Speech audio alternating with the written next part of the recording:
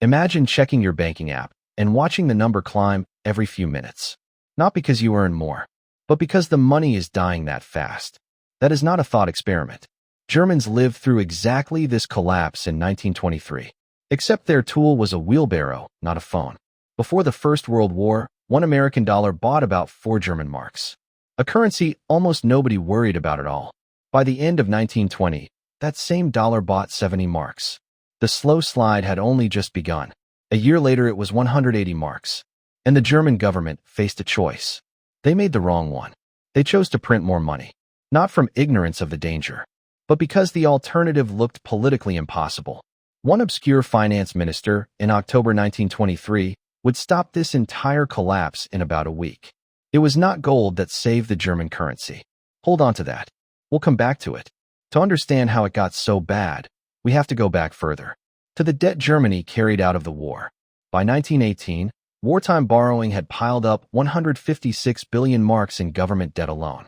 Then came the Treaty of Versailles, adding 50 billion gold marks in reparations, owed to the nations Germany had just fought. The total bill reached about 132 billion gold marks, worth more than $500 billion today. That was roughly 2.5% of German economic output, demanded every single year, for years on end.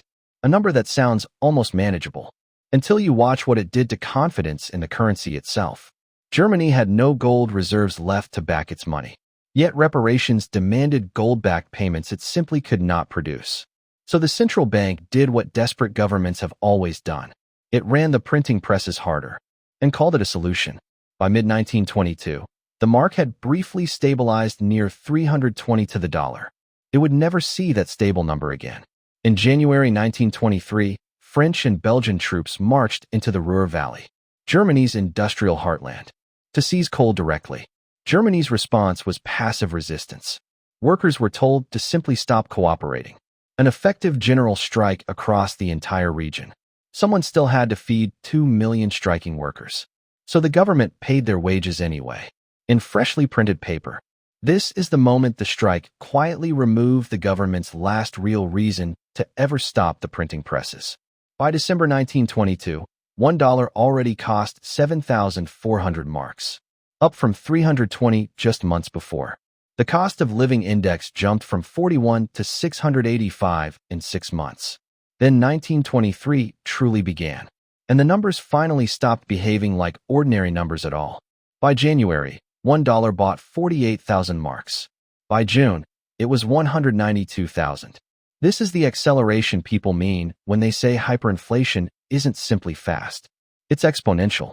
A loaf of bread in Berlin cost around 160 marks at the end of 1922.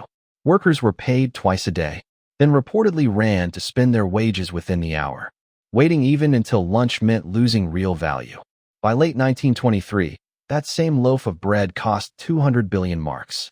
In worthless paper currency, people burned banknotes for warmth, because firewood genuinely cost more than the paper money used to buy it. Savings accounts, pensions, and life insurance policies were quietly reduced to nothing, without a single bank ever collapsing. By October, the dollar cost 170 billion marks.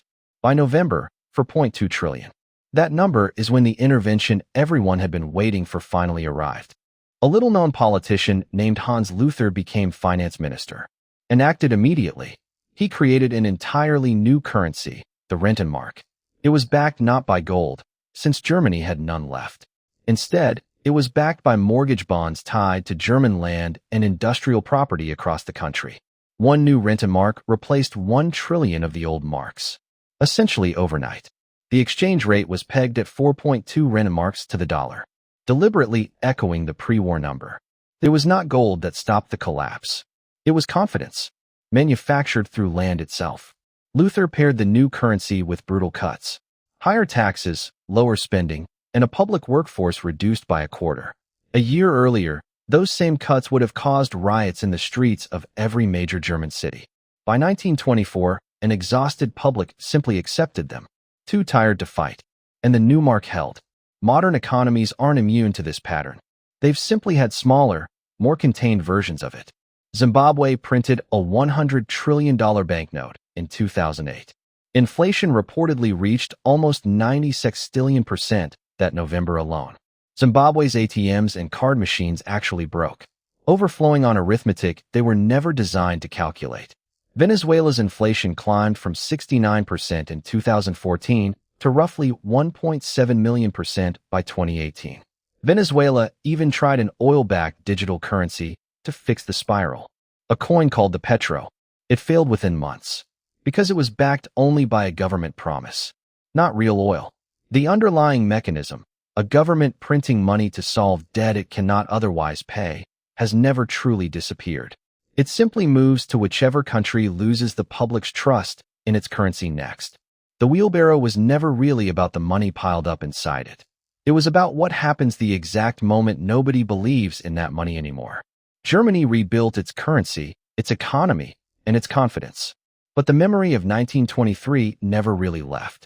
Historians have argued it left a trauma burned into the collective memory, shaping generations of political attitudes since. The lesson was never really about Germany alone. It was about what any currency actually depends on to survive. Next time, the currency reform that saved a different country, using an idea Hans Luther would have instantly recognized.